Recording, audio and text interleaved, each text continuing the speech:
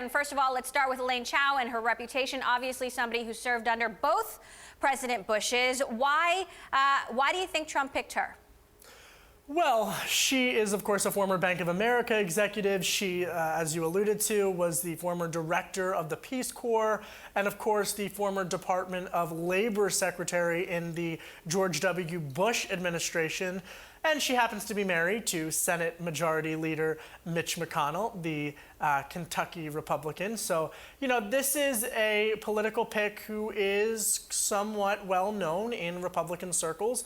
But as far as her positions on infrastructure spending, for example, that's unclear at this point. And that, of course, is going to be one of the top priorities from a policy perspective that the Trump administration is going to want to pursue.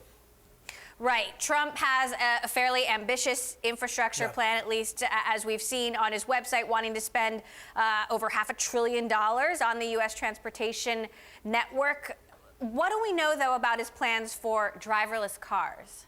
There isn't much to know right now, Emily, I'll be honest with you. And in fact, when you look at, in particular, Elaine Chao as this pick and where she stands on some of those more wonkier transportation issues that Secretary Fox spent a lot of time dealing with during this current administration, we don't know. But here's what I can tell you. The Alliance of Automobile Manufacturers, which of course represents all of the large automobile manufacturing companies in the world, they put out a statement today. They called Elaine Chao a quote-unquote superb pick. So when you look at it from that perspective, the auto industry is viewing this as a win. And I can tell you that talking with sources on Capitol Hill, Democrats are not likely to put up a fight against Elaine Chao for her confirmation process.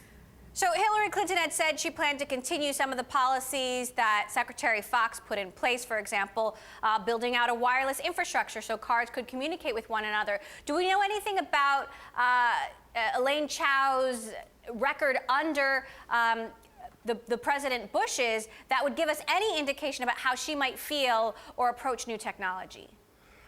Well, she's been fairly receptive to new technology, particularly as it pertains from a financial standpoint, if you look at what happened during her tenure at the Department of Labor. But I would just argue that she's going to come at this from a free market perspective. She's going to come at this again when you look at the statements that have been coming out from some of these trade groups today, have all, from the business sector, have all been favorable for her.